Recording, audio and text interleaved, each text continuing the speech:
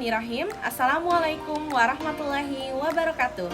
Perkenalkan, nama saya Rosi Yuliani Hidayat. Saya guru biologi di SMK Plus Rasana Rashidah Garut. Saat ini saya mahasiswa PPG dalam jabatan kategori 2 tahun 2022 di LPTK Universitas Pasundan. Pada praktik pembelajaran uji kinerja saat ini, saya menggunakan model problem-based learning dengan pendekatan saintifik pada bab bioteknologi pada praktikum produk pembuatan keju dengan menggunakan Lactobacillus lactis dengan rennet dan juga perbandingannya menggunakan pengasaman yaitu menggunakan cuka. Berikut adalah video pembelajaran saya.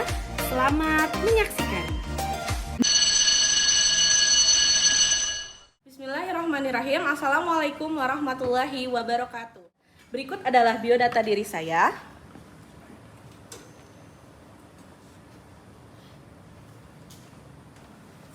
Hari ini saya akan melaksanakan ujian kinerja pada hari Selasa tanggal 13 Desember tahun 2022 di sekolah saya. Terima kasih. Baik, kita mulai pembelajaran hari ini. Silakan kepada KM untuk mempersiapkan pembelajaran hari ini. Duduk siap. Siap. Sebelum belajar, mari kita berdoa. Berdoa dalam hati, mulai.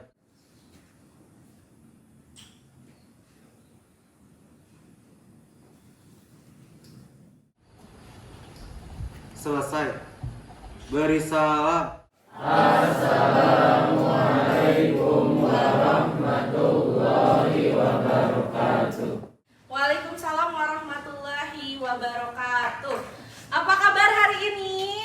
Alhamdulillah, luar biasa. Allahu Akbar.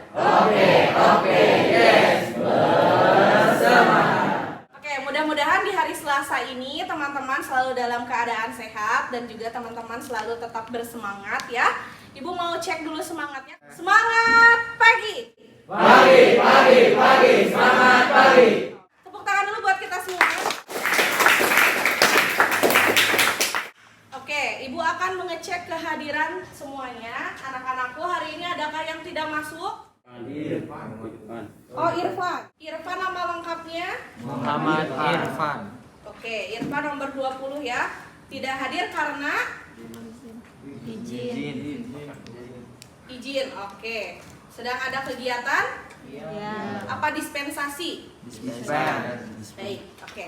Berarti Muhammad Irfan yang tidak masuk hari ini ya. Pertemuan sebelumnya kita bahas tentang materi apa? Ya, tentang bioteknologi. Oke. Masih ingat tentang bioteknologinya? Oke, sekarang kalau Ibu kasih pertanyaan, apa itu bioteknologi?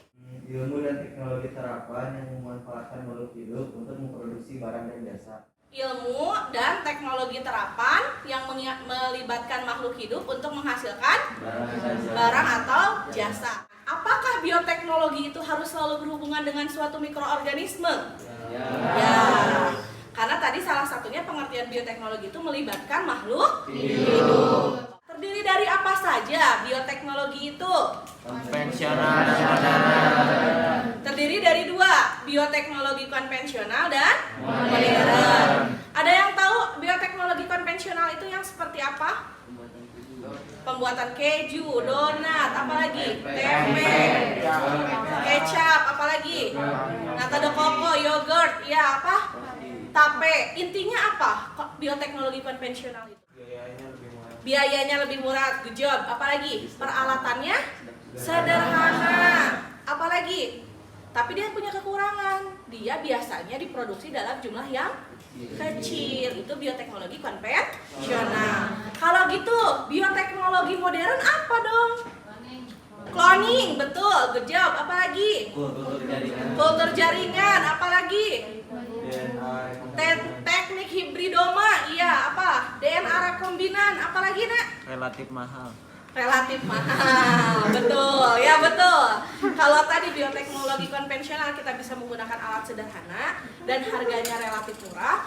Kalau yang bioteknologi modern itu relatif mahal. Bioteknologi itu punya peran di bidang apa saja? Peternakan, pertanian,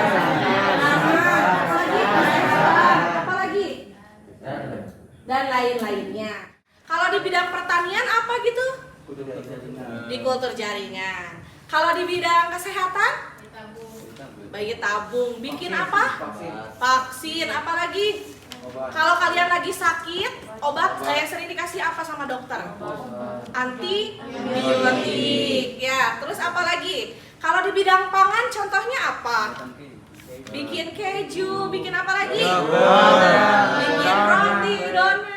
Agar lebih jelas lagi apa yang akan kita pelajari tentang bioteknologi ini, Ibu akan sampaikan ya kompetensi dasar dan indikator pencapaian kompetensi pada hari ini. Nah, untuk pembelajaran hari ini, kalian akan melaksanakan konsep dan prosedur hasil bioteknologi konvensional untuk menghasilkan suatu produk. Kemudian, melakukan percobaan penerapan prinsip-prinsip bioteknologi konvensional dan menyajikan data dari percobaan penerapan prinsip-prinsip bioteknologi konvensional. Berarti selain kalian mencoba apakah betul nggak sih membuat produk ini menggunakan prinsip bioteknologi konvensional, kalian juga harus menghasilkan data akhir berkaitan dengan hasil dari produk bioteknologi konvensional ya. Ibu akan melakukan 3 penilaian, yaitu penilaian sikap, kemudian penilaian pengetahuan, dan penilaian keterampilan. Untuk alur kegiatannya, yang pertama nanti kalian akan menyimak video dan materi. Kemudian nanti kalian jika ada yang ingin ditanyakan berkaitan dengan video, boleh tanyakan ke ibu ya. Kemudian kita akan diskusi berkelompok. Kemudian udah itu kita melengkapi LKPD dan praktikum pembuatan keju. Jadi hari ini kita akan membuat keju anak-anak gitu ya. Nah, nanti keju yang akan kita buat itu akan menggunakan yang satu menggunakan bakteri Lactobacillus lactis dan penambahan enzim rennet, dan yang satunya lagi kita akan menggunakan teknik pengasaman menggunakan asam cuka ya. Nah, kemudian nanti kalian harus menampilkan jumlah dan berdiskusi hasil praktikum pembuatan keju. Kemudian kalian harus menginterpretasikan data yang akan nanti berupa grafik. Jadi nanti setiap kelompok akan menyerahkan data hasil berat kejunya ke ibu ya untuk dimasukkan ke dalam Excel dan dibuat grafik. Kemudian untuk hari ini ibu akan melakukan proses penilaian 3. Yang pertama penilaian sikap, yaitu sikap kalian ketika saat bekerja dan juga sikap ketika saat kalian melaksanakan menulis atau mengerjakan LKPD. Kemudian ada penilaian pengetahuan atau kognitif yang nanti akan ibu sampaikan di akhir pertemuan. Itu banyak soalnya, sebanyak 4 soal dalam waktu 6 menit. Kemudian ada penilaian psikomotorik atau penilaian keterampilan yang akan ibu nilai pada saat kalian sedang melaksanakan pengolahan produk pembuatan keju. Jadi nanti ibu akan datangi kelompoknya masing-masing ya untuk melihat bagaimana kinerja kalian selama dalam proses praktikum. Sampai sini ada yang ingin ditanyakan dulu? Nah, berikut ada tayangan video yang perlu kalian simak. Silahkan perhatikan videonya dengan baik. Pada kesempatan kali ini kita akan membahas mengenai penerapan bioteknologi dalam kehidupan, khususnya di bidang pangan. Bioteknologi pangan adalah bioteknologi yang digunakan untuk menghasilkan produk makanan dengan memanfaatkan mikroorganisme. Beberapa contoh produk bioteknologi di bidang pangan yaitu tapai, yogurt, keju, tempe, kecap, roti, dan minuman beralkohol. Fermentasi yang dilakukan oleh Saccharomyces cerevisiae menghasilkan banyak gas karbon dioksida dan sedikit alkohol. Gas karbon dioksida akan membuat adonan roti mengembang, sedangkan alkohol akan menghasilkan aroma khas pada adonan roti. Gas karbon dioksida yang terperangkap dalam adonan akan memulai saat adonan dimasukkan ke oven, sehingga membuat roti semakin mengembang dan meninggalkan rongga dalam roti. Peristiwa ini yang membuat tekstur roti lebih menarik, lebih ringan, dan lebih mudah untuk dikonsumsi. Jadi tadi sudah melihat tampilan videonya? Banyak gak hasil bioteknologi konvensional? Banyak. Apa saja tadi yang diperlihatkan? Tapai, Tempe, roti, Oke. kecap. Dari sebanyak tadi pernah nggak ada yang pernah kalian lakukan? Belum pernah. Ada yang pernah melakukan tempe? Bikin tempe berhasil tidak?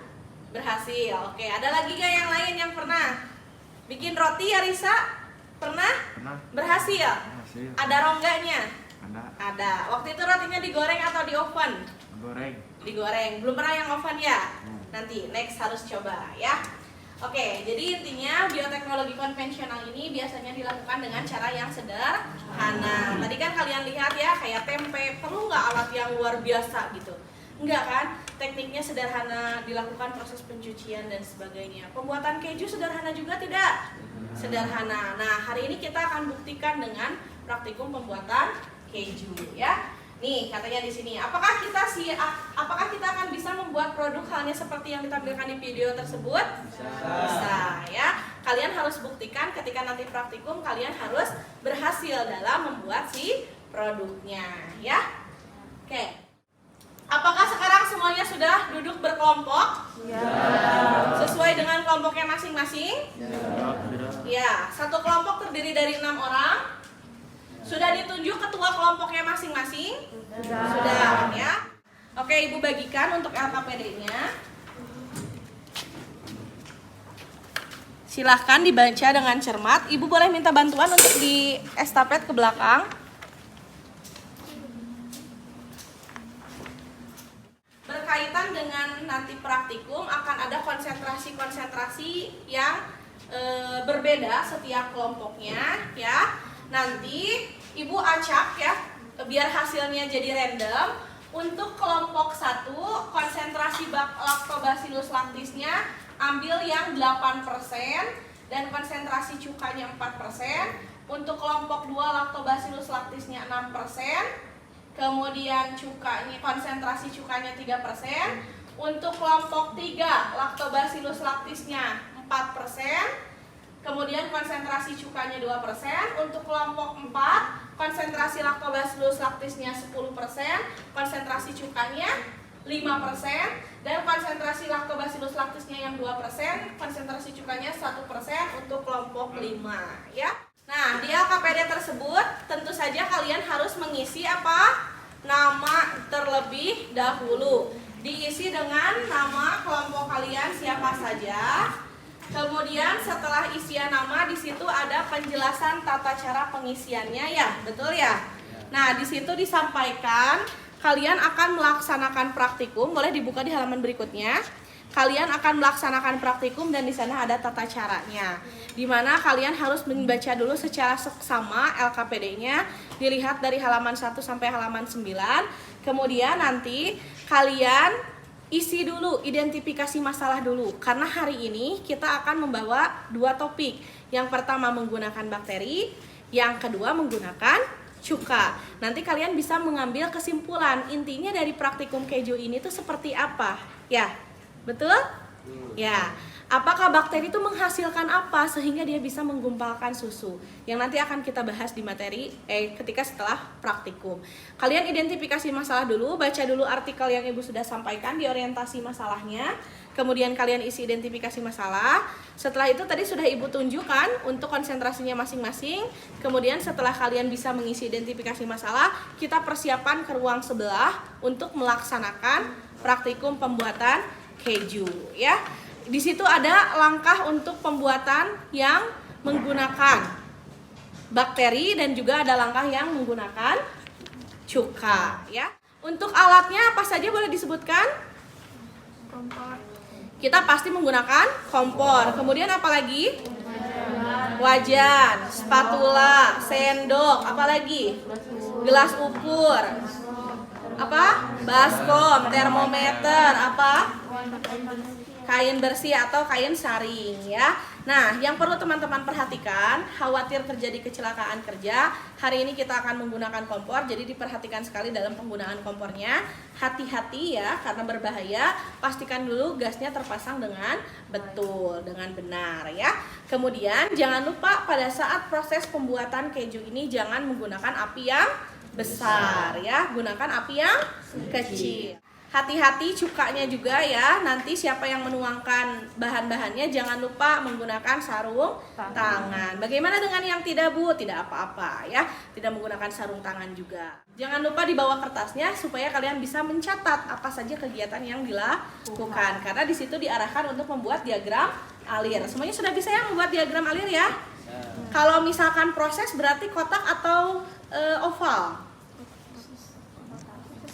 Kotak. Kalau misalkan bahan oval, pintar. Silakan bereskan identifikasi masalah. Kelompok yang sudah beres identifikasi masalah, langsung pindah ke ruangan sebelah untuk melaksanakan praktikum.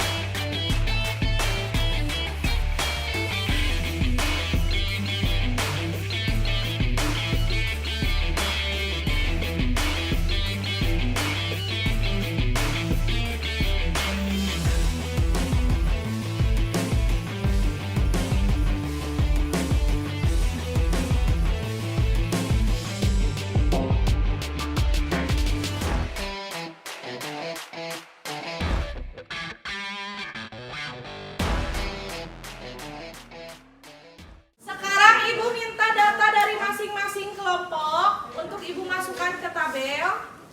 Untuk konsentrasi kelompok 1, konsentrasi 8% Lactobacillus lactis, berat kejunya berapa gram? 105 gram. 105 gram. Kemudian untuk yang menggunakan cuka konsentrasi 4%, 88 gram. Oke.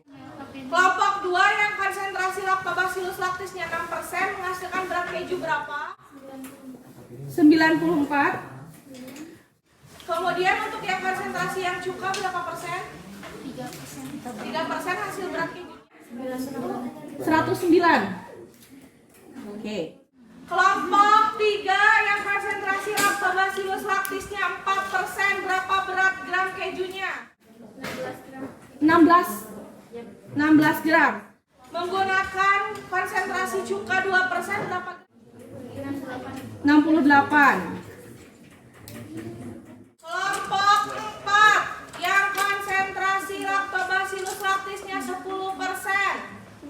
berapa gram? 90. Yang menggunakan konsentrasi cuka 5%, 89. Kelompok 5 17 gram, hasil 1%, 96. Oke, data hasilnya kita akan masukkan ke dalam grafik ya. Yang pertama untuk yang berat yang menggunakan Lactobacillus lactis dulu. Ibu masukkan dulu datanya semuanya ya.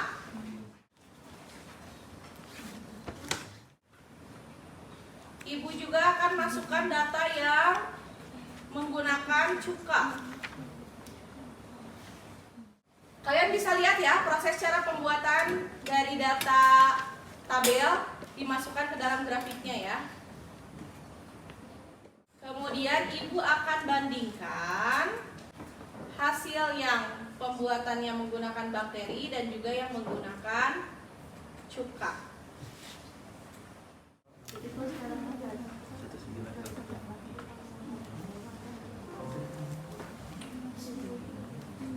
Oke. Baik, siapa yang mau pertama membantu ibu menginterpretasikan data untuk yang menggunakan bakteri terlebih dahulu dari hasil data grafiknya? Siapa coba acungkan tangan, siapa yang mau? Oke, ibu pilih saja ya. Oke, Yasir boleh. Menurut saya, mengapa bobot keju ini bisa menjadi ada yang lebih berat, ada yang lebih rendah? Karena itu tidak terperangkap oleh penyaring tersebut. Jadi pada saat disaring, kurnya itu bukannya kesaring tapi malah ikut masuk ke wadah whey. Coba, yang lainnya ada bisa yang membantu menambahkan nggak? Abah yang mau menambahkan? Karena pasteurisasinya pas gitu suhunya di 80 derajat, terus pas dimasukin bakterinya juga pas suhunya mulai turun, jadi si bakterinya berhasil bekerja dengan baik, jadi menghasilkan keju yang cukup banyak. Oke. Intinya yang ingin ibu tanyakan, apakah misalkan yang Yasir, Abai dan teman-teman lihat konsentrasi 4% dan 6%, berarti kan konsentrasinya tinggi mana? 6%, artinya bakterinya lebih banyak mana? Yang 6%. Nah, apakah si bakteri ini mempengaruhi terhadap jumlah si kejunya?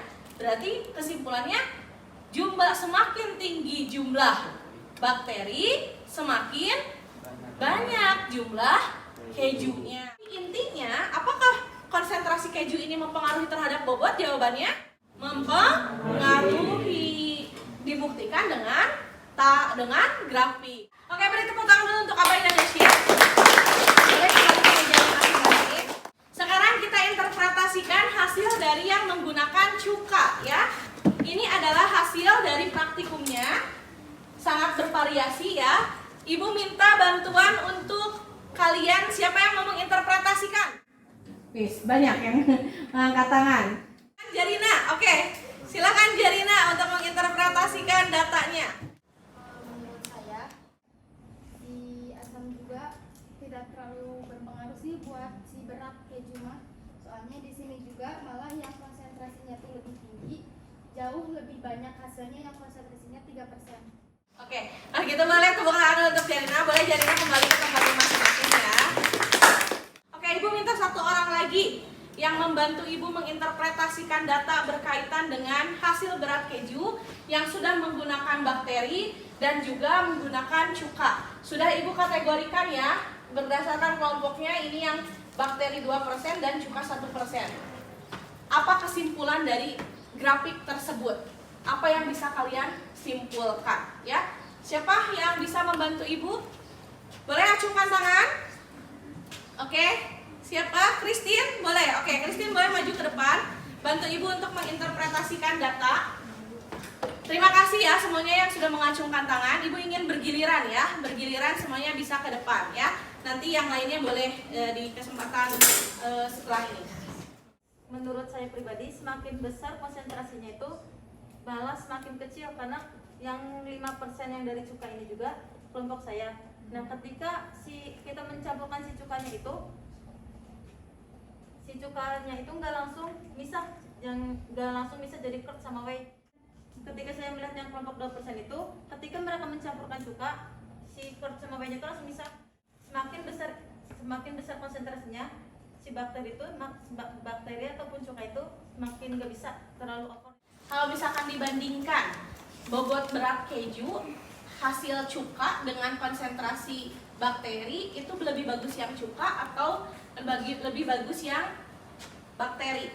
Kalau dari segi bobot cuka. Kelihatan nggak? Kelihatan. Begitulah cara menginterpretasikan data. Oke, beri tepuk tangan dulu untuk Christine. Intinya, apakah kalian sudah bisa melihat perbedaan di antara pembuatan keju menggunakan Lactobacillus lactis dengan menggunakan cuka? Bisa membedakan? Bisa. Oke. Kalau gitu, siapa yang mau membantu Ibu untuk menyimpulkan kenapa kita tadi pakai bakteri, kenapa kita pakai cuka, efek terhadap hasilnya seperti apa? Siapa yang mau membantu Ibu? Nanti Ibu akan kuatkan dengan konsep pemahaman Ibu agar kalian paham tujuan dari praktikum ini tuh untuk mengetahui apa, ya? Oke, boleh. Siapa? Anin? Boleh, Nak? Mau di situ? Oke. Assalamualaikum warahmatullahi wabarakatuh. Jadi di sini saya akan menyimpulkan hasil dari pembuatan keju. Jadi inti dari tahapan utama pembuatan keju itu adalah proses pengasaman, proses penggumpalan, dan pemisahan curd dan whey. Nah, proses pengasaman atau disebut dengan asidifikasi adalah proses di situ penurunan pH dengan cara meningkatkan kandungan asam yang ada pada susu. Pembuatan keju menggunakan Lactobacillus lactis dengan pembuatan keju menggunakan cuka itu untuk warna tidak ada bedanya. Jadi sama-sama warnanya seperti kuning pucat, putih keputih-putihan. Nah, terus untuk dari tekstur dalam pembuatan keju menggunakan Lactobacillus lactis ini, itu teksturnya tuh lebih lembek dibandingkan dengan pembuatan keju yang menggunakan cuka. Nah, jadi yang menggunakan cuka itu teksturnya lebih padat. Terus dari aroma, untuk menggunakan Lactobacillus lactis ini, aromanya tuh jadi masih terasa aroma susunya. Sedangkan kalau misalkan di situ pembuatan keju dengan menggunakan cuka ini, aromanya itu kurang terasa susunya, jadi malah lebih dominannya tuh asamnya yang kerasa, aroma asam yang kerasanya dibandingkan dengan susu. Dari rasa yang menggunakan Lactobacillus lactis dengan yang menggunakan asam itu, rasanya tuh kalau misalkan yang menggunakan Lactobacillus lactis itu lebih terasanya asin. Nah, sedangkan kalau yang menggunakan cuka itu rasanya lebih asam. Oke, tepuk tangan dulu untuk Amin. Lengkap sekali ya penjelasannya ya. Anak-anakku bisa menangkapnya. Oke, nanti Ibu akan perkuat ya. Siapa Ibu minta satu orang lagi saja yang bantu Ibu menyimpulkan kegiatan di hari ini. Cung. Oke, Suci boleh. Suci silakan berdiri, Nak. Jadi susu bisa menjadi keju itu karena adanya koagulasi. Jadi bakteri itu mengeluarkan asam laktat yang membuat koagulasi penggumpalan pada susu. Jadi keju ini ada teksturnya. Tekstur dari pembuatan memakai Lactobacillus ini lebih lembek dibandingkan memakai keju, pakai cuka. Nah, cuka ini lebih padat teksturnya. Kemudian aromanya tuh lebih khas menggunakan lactobacillus dibandingkan pakai cuka. Terus rasanya itu pakai lactobacillus itu lebih ke asin. Kalau pakai cuka itu ada asam-asamnya. Dan Jadi terus ada asamnya gitu ya. ada asam sedikit gitu. Kemudian ada lagi? Untuk warnanya itu kalau di kelompok saya itu putih ke kuning-kuningan gitu. Dua-duanya sama. Iya, sama. Dua-duanya sama. Oke. Ada lagi, Teh? Mungkin cukup. Cukup. Oke, beri tepuk tangan untuk Suci. Kesimpulannya, intinya dalam pembuatan keju itu intinya adalah teknik pengasaman. Bisa dibuktikan Lactobacillus lactis ini difermentasi yang akhirnya menghasilkan apa? Asam laktat. Asam laktat ini yang membuat apa? Asam pada susu yang akan dibuat keju, sehingga mengakibatkan koagulasi yang tadi kata Suci, mengakibatkan mengental. Kalau misalkan tadi mah Lactobacillus lactis itu menghasilkan asam laktat, nah ibu ingin membandingkan dengan yang namanya cuka. Cuka itu kan dominannya adalah rasanya asam. Asamnya tuh tinggi, jauh daripada si Lactobacillus lactis. Nah, kalau misalkan menggunakan asam, berbeda atau tidak gitu. Sekarang ibu tanya, apa perbedaan yang paling signifikan ketika kalian praktikum menggunakan bakteri dan kalian menggunakan cuka? Apa yang paling bedanya? Nah, penggumpalannya lebih cepat. Yang mana yang lebih cepat? Cuka. Berapa lama prosesnya? Sangat sebentar. Ketika kalian memasukkan bakteri, kemudian kalian menunggu penggumpalannya lama atau sebentar? Lama. Tapi ketika masukin cuka langsung terpisah atau tidak? Langsung terpisah. Artinya apa? Proses pengasamannya sangat tinggi sekali di cuka ini. Beda dengan yang bakteri. Yang bakteri mah perlu waktu lama, betul? Karena si bakterinya harus hidup dulu kan? Sampai kalian mendiamkannya berapa kali yang bakteri? Saking hati-hatinya kalian. Kenapa? Karena tidak semua bakteri itu bisa hidup di suhu yang tinggi, yang panas. Dan bakteri tidak bisa hidup juga di suhu yang rendah. Kalau di suhu yang rendah, bakteri akan dorman atau tidur, ya kan? Dia tidak akan berfungsi. Kalau suhunya terlalu panas, dia akan mati. Maka tadi kita praktikum, bakteri itu sangat memperhatikan suhunya. Nah, kalau misalkan kita di cuka, kita lebih fleksibel tadi praktikumnya, betul? Kita tinggal masukkan tanpa perlu memperhatikan ini dan itu, gitu, ya? Oke, kalau gitu, Ibu beri kesempatan ada yang ingin bertanya terlebih dahulu. Ada yang mau bertanya, boleh? Proses pasteurisasinya kan ada yang kepanasan, ada yang ke ini. Jadi bakterinya tuh ada yang mati kan karena kepanasan. Kalau pasteurisasinya itu tuh pas cuka itu ngaruh juga gak sama penggumpalannya gitu? Oke, Ibu jawab dulu ya. Kenapa Ibu seragamkan proses pasteurisasinya harus di 80 derajat Celcius? Itu pasti ada maknanya, betul gak? Kalau misalkan susu kalian nanti terlalu over panasnya sampai ke 100 derajat Celcius, nanti susu kalian bisa jadi susu evaporasi yang dia mengental sendiri tapi tidak terlihat antara curd dan whey-nya. Dia mengental, ada yang bisa disaringnya tapi itu hanya sedikit dan rasanya nanti cenderung asam dan pecah proteinnya. Kenapa pecah proteinnya? Karena protein itu tidak bisa di suhu yang sangat tinggi. Kenapa? Anak bayi juga suka minum susu yang hangat kuku karena di situ mengandung protein yang tinggi sehingga tidak boleh menggunakan suhu yang terlalu tinggi, maksimal di 80 derajat Celcius. Apakah cuka berpengaruh? Sangat berpengaruh. Bahkan kalau yang tidak menggunakan ilmunya, kenapa Ibu menggunakan maksimal di 80 derajat Celcius? Ibu tidak ingin proteinnya pecah. Maka ketika kalian aduk-aduk, itu susu mengental nggak di 80 derajat? Enggak. Apakah terbentuk buih-buih? Enggak. Ya kan? Masih posisi aman. Andai kata tadi sudah di 100 derajat Celcius, kalian terlambat masukin cuka dan sebagainya, itu dia duluan evaporasi. Karena sudah keburu pecah si proteinnya. Yang tadinya niat kita tuh adalah masukin cuka tuh untuk apa? Memecah protein supaya terjadi penggumpalan. Biar penggumpalannya maksimal. Sama halnya ketika kita memasukkan Lactobacillus laktis. Jadi kalau ditanya berpengaruh, tidak berpengaruh gitu.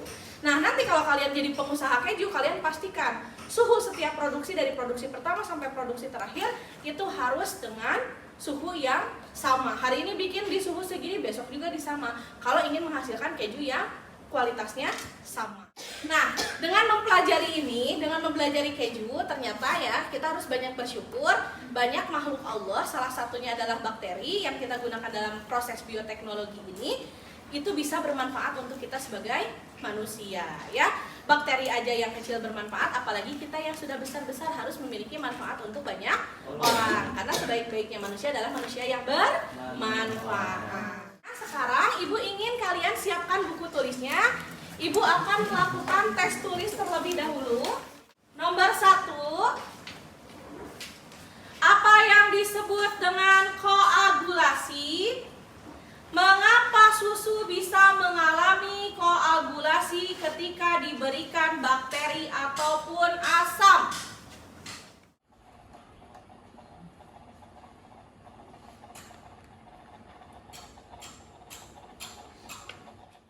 Nomor 4, apa saja jenis yang bisa membuat susu, apa saja jenis bahan yang bisa membuat susu terpisah antara curd and whey?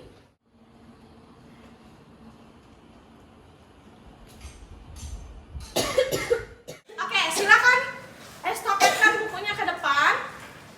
Di bukunya ditumpuk per kelompok. Ditumpuk per kelompok, langsung estafetkan ke depan.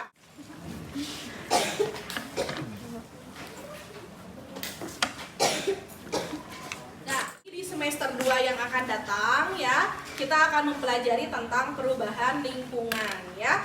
Jadi nanti anak-anakku setelah pulang ke rumah, buka lagi buku biologinya, kita akan mempelajari tentang perubahan lingkungan ya. Nanti kita akan belajar dan juga akan praktikum tentang perubahan lingkungan. Untuk pembelajaran hari ini mudah-mudahan ilmunya bermanfaat ya. Kalian mengalami 2 kali pengulangan di hari ini, yaitu penggunaan bakteri dan juga penggunaan cuka. Mudah-mudahan itu bisa menjadi bekal untuk kalian berinovasi ketika nanti kalian akan berwirausaha. Ibu doakan mudah-mudahan anak-anak ibu yang di sini semuanya bisa menjadi pengusaha ya. Semangat pagi. Pagi, semangat pagi. Oke, beri tepuk tangan untuk kalian semua. Ibu ucapkan alhamdulillahi jazakumullahu khairah. Ibu minta tolong ke KM untuk menutup kegiatan pembelajaran hari ini dengan doa dan salam. Duduk siap. Siap. Sebelum pulang mari kita berdoa. Berdoa dalam hati mulai.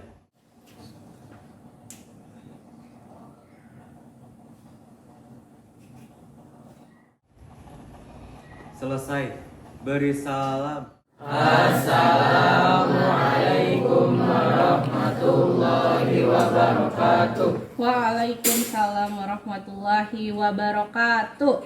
Alhamdulillahi jazakillahu khairan.